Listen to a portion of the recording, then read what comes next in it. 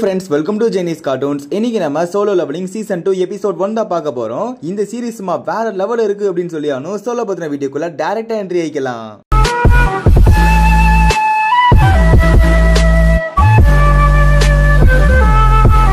அதையோட starting சீன்ல நம்ம ஜின்வோ கொஸ்து முடிச்ச கையோட தூங்கிக்கிட்டு இருப்பான். அந்த டைம்னு பார்த்து தங்கச்சி போன் அடிச்சு இன்னைக்கு ஸ்கூல்ல பேரண்ட் டீச்சர்ஸ் மீட்டிங் இருக்கு, தயவு செஞ்சு வானா அப்படிங்கிற மாதிரி கெஞ்சிக்கிட்டு இருக்கும். தலைவனுக்கு வேற வழி இல்ல, அவனும் டப்பு டப்புன்னு டிப் டாப்பா ஒரு ட்ரெஸ்ஸை போட்டு ஸ்கூல்ல போய் நிப்பான். அண்ட் தங்கச்சி முன்னாடி நிக்கிறப்ப தங்கச்சியே மிரண்டு போயிடும். என்னது இது என் அண்ணனா இவ்வளோ மாசா இருக்கானே அப்படிங்கிற மாதிரி தான் பார்க்கும். அதே மாதிரி ஜின்வோ அவங்க டீச்சரை மீட் பண்ணிடுவான். டீச்சரும் பெரிய லெவலுக்கு தப்பா அதை சொல்ல மாட்டாங்க. இந்த மாதிரி நல்லாவே படிக்கிறா, நல்ல நல்ல ஸ்கோர்ஸ் தான் வாங்கிட்டு இருக்கா, இப்படியே கண்டினியூ பண்ணா அப்படின்னா கண்டிப்பா ஆசைப்படுற காலேஜ்ல சீட்டு கிடைக்கும் அப்படிங்கிற மாதிரி தான் டீச்சரும் சொல்லுவாங்க. அண்ட் கடைசியில டீச்சர் ஒரு விஷயத்தை பத்தி சொல்லுவாங்க. இந்த மாதிரி உங்க தங்கச்சி அவைக்க நானா அப்படின்னா கண்டிப்பா அவளை நீங்க ஹண்டிங்ல அலோவ் பண்ணுவீங்களா அப்படிங்கிற மாதிரி வார்த்தையை கேட்க நம்ம ஜின்வோ மறுத்துறான். அதுக்கப்புறம் டீச்சர் ஏதோ ஒரு விஷயத்தை பத்தி சொல்றாங்க, அது என்னங்கிறது நம்மளுக்கு தெரியல, ஏதோ ஒரு இடத்துக்கு போக சொல்றாங்க. அண்ட் அன்னைக்கு ஈவினிங்கே ஒரு பொண்ணை மீட் பண்றான். ஆக்சுவலா டீச்சர் தான் அந்த பொண்ணுட்ட எல்லா மேட்டரையும் சொல்லி அனுப்பி விட்டுருப்பாங்க.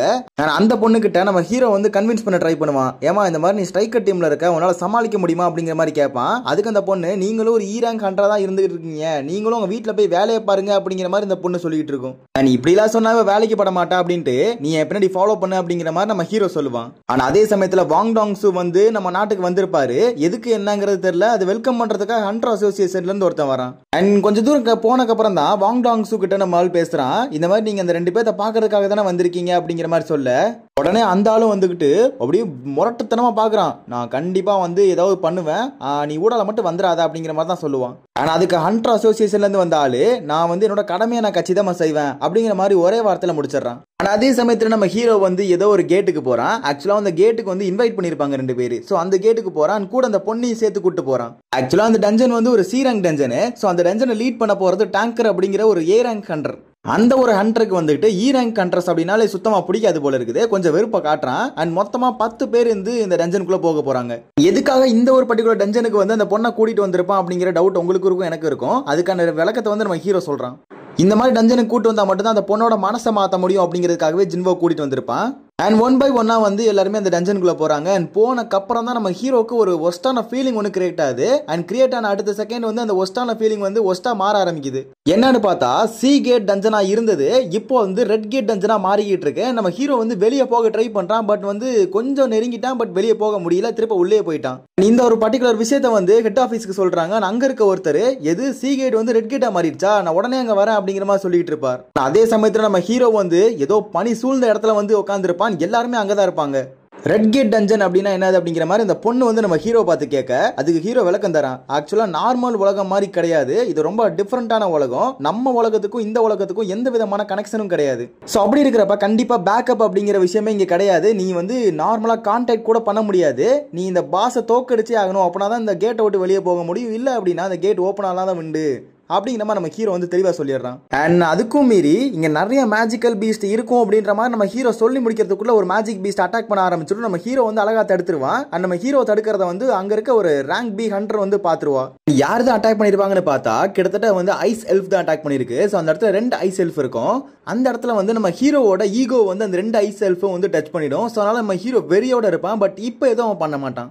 அப்பன்னு பார்த்து அந்த லீடர் பையன், அதாவது டேங்கர் இருக்கான்ல, அவன் 2 குரூப்பா பிரிய சொல்றான். என்னன்னு கேட்டா ஒரு குரூப் பாஸை தேடி அந்த பாஸை கொண்டுட்டு இந்த இடத்த விட்டு வெளியே போகணுமா, இன்னொரு குரூப் சாவக்கூடாதான். அதாவது இன்னொரு குரூப் சேஃப்டியா இருக்கிறதுக்காக பயபுள்ள என்ன பண்றான், 2 குரூப்பா பிரிக்கிறான். அதுல குரூப்ல இவன் இருப்பான். அதே மாதிரி ரேங்க் பில இருக்க அல்லது ரேங்க் ஏல இருக்க ஹண்டர்ஸ் மட்டும் தான் எடுத்துக்குவான். மீதி இருக்க ரேங்க் சி டி இ இவங்க எல்லாருமே தனி குரூப்பா பிரிச்சிடறான். இவனோட பிளான் என்ன அப்படின்னா இவன் எஸ்கேப் ஆகணும், பட் வெளியே சொல்றது 2 பேரும் எஸ்கேப் ஆகணும் அப்படிங்கிறதுக்காக பண்றேங்கிற மாதிரி சொல்லுவான். ஆனா அப்பன்னு பார்த்து அந்த ரேங்க் பி ஹண்டரான ஒரு பொண்ணு இருந்திருப்பால, சோ நம்ம ஹீரோ தடுக்கிறத கூட பார்த்திருப்பா. சோ அந்த பொண்ணு நான் ஹீரோ கூட ஜாயின் பண்ணிக்கிறேன் அப்படிங்கிற மாதிரி சொல்லுவா. சரி இவ்வளவு சேர்ந்து சாவகட்டும் அப்படிங்கிற மாதிரி தான் அந்த இடத்துல டேங்கர் சொல்லிட்டு மெயினான ஒரு பாயிண்ட் இருக்கும். சோ அந்த பாயிண்ட் சூஸ் பண்ணி இவன் போறான். அதே மாதிரி நம்ம ஹீரோ நான் காட்டுக்குள்ள போறேன் அப்படிங்கிற மாதிரி சொல்லிட்டு போவான். அப்ப இந்த டேங்கரோட குரூப் ஒரு சைடு போயிட்டு இருப்பாங்க. போற வழியில தான் நிறையவே பியர்ஸோட மார்க்க நோட்டீஸ் பண்ணுவாங்க. எல்லாமே பனிக்கரடியா இருக்கும். சோ எல்லா பனிக்கரடியோட அந்த நகங்கள் தடங்கள் எல்லாத்தையுமே நோட்டீஸ் பண்ணுவாங்க. அண்ட் அதே சமயத்துல நம்ம டேங்கருமே வந்து எல்லாத்துக்குமே ரெடியா இருப்பான். சடனா பார்த்தா வந்து ஏதோ சத்தம் கேட்கும், எல்லா பொசிஷன்ல நிற்பாங்க.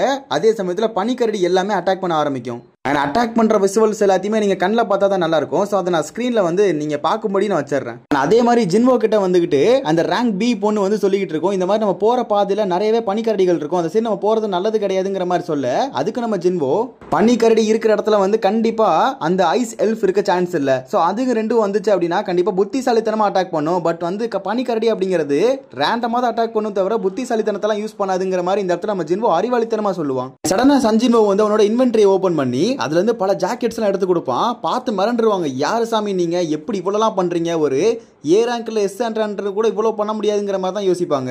அந்த சின்ன பொண்ணும் யார் தான் நீங்க, ஏன் இப்படிலாம் பண்றீங்க, எதுக்காக இப்படிலாம் பண்றீங்கிற மாதிரிலாம் கேட்க, நான் சொல்றேன் நான் தானே கூட்டு வந்தேன், நான் பாத்துக்கிறேன் அப்படிங்கிற மாதிரி ஜின்வோ சொல்லுவான். அண்ட் சடனா பார்த்தா ஒரு பனிக்கரடி அவங்க அட்டாக் பண்ண வந்துடும். நம்ம ஜின்வோ வந்து டக்குன்னு அவனோட டைட்டில் சேஞ்ச் பண்ணி அட்டாக் பண்ண ஆரம்பிச்சிருவான். அதே சமயத்தில் வெளியே வந்து அந்த ஹண்டர் அசோசியேஷன், அதாவது ஒயிட் டைகர் கில்ல இருந்து ஒரு ஆள் வந்து இன்வெஸ்டிகேட் பண்ணிக்கிட்டு இருப்பான். அந்த டைம்ல பார்த்து வாங் டாங்ஸும் அந்த இடத்துக்கு வந்துருவாரு. ஸோ இந்த மாதிரி வந்து ஒரு பெரிய கேட் ஓப்பன் ஆயிடுக்கா, ஸோ அதனால தான் பெரிய ஆள்லாம் வந்திருக்கீங்க போல இருக்கு அப்படிங்கிற மாதிரி கிண்டல் அடிக்க, எது வாங் டாங்ஸுவா அப்படிங்கிற மாதிரி தான் இந்த ஒயிட் டைகர் கில்ல இருந்து வந்து அவன் பார்த்துக்கிட்டு இருப்பான். எதுக்காக நீ இங்க வந்திருக்க, எதுக்காக அமெரிக்கால இருந்து இங்க வரைக்கும் வந்திருக்காங்கிற மாதிரி தான் அந்த ஒயிட் டைகர் கில்ல இருக்க ஒருத்தர் கேட்பான். அதுக்கு வாங் டாங்ஸ் சொல்றது என்னன்னா, நான் வந்து உன்கிட்ட கேட்கணும், உன் கில்டில் இல்லாத ஒருத்தனை எதுக்காக இந்த ஒரு டஞ்சனுக்குள்ள அனுப்பியிருக்க அப்படிங்கிற மாதிரி கேட்பான். அவன் இன்டைரக்டாவோ நம்ம ஹீரோவை தான் வந்து சொல்றான். கிட்டத்தட்ட அவன் இன்டென்ஷனை பாக்குறப்ப நம்ம ஹீரோவை கொல்றதுக்காக தான் வந்திருக்கான் அப்படிங்கிற மாதிரி தான் தோணுது. நம்ம பொறுத்திருந்து பார்ப்போம். அதே சமயத்தில் நம்ம ஹீரோ வந்து அங்க இருக்க எல்லா பண்ணி கரடிகளையும் அடிச்சு நொறுக்கி துவம்சம் பண்ணிருப்பான். பார்த்த எல்லாரும் மிரண்டு போயிருவாங்க.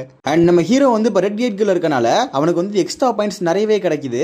அண்ட் யார் தான் நீங்க அப்படிங்கிற மாதிரி இன்னொரு தடவை அந்த பொண்ணு வந்து நம்ம ஹீரோட்டே கேட்கும். ஆனா அதே சமயத்தில் நம்ம ஹீரோ வந்து நைட்டு வந்து சாப்பிடாம தனியாக ஒரு இடத்துக்கு போயிருப்பான். எங்கன்னு பார்த்தா அந்த ஒட்டுமொத்த ஐஸ் பியர்ஸ் எங்க இருக்கோ அந்த இடத்த தேடி போயிருப்பான். அதாவது அந்த பாஸ் கரடி இருக்கும்ல, அதை தோக்கடிக்கிறதுக்காக போயிருப்பான். அவன் தனியால போகல, கூட எல்லா ஷேடோ சோல்ஜர்ஸையும் அந்த இடத்துக்கு வர வைக்கிறான், இன்க்ளூடிங் இக்ரிஸ். அண்ட் எல்லா ஷேடோ சோல்ஜர்ஸும் வந்து அட்டாக் பண்ணுது. திருப்ப அதாவது ஷேடோ சோல்ஜர்ஸ் வந்து இறந்து போனாலும் திருப்ப வரும். எப்படின்னு பார்த்தா நம்ம ஹீரோ கிட்ட இருக்க எம்பி தீர்ற வரைக்கும்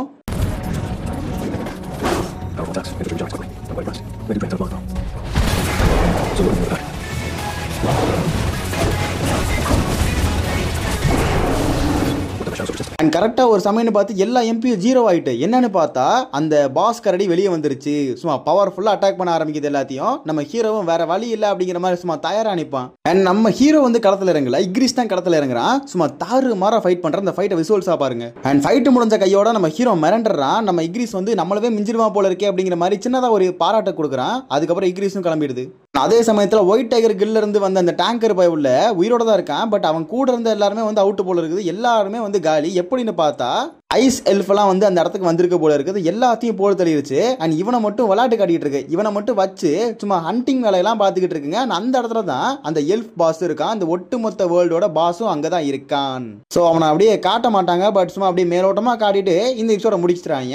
இந்த எபிசோட் எப்படி இருந்துச்சுன்னு சொல்லி மறக்காம கமெண்ட் செக்ஷனில் சொல்லுங்க. ஸோ அதே மாதிரி நெக்ஸ்ட் எபிசோட டக்கு டக்குன்னு போட்டு அப்லோட் பண்ணி இந்த சோழலை நீங்கள் முடிச்சு விடுவோம்ப்பா.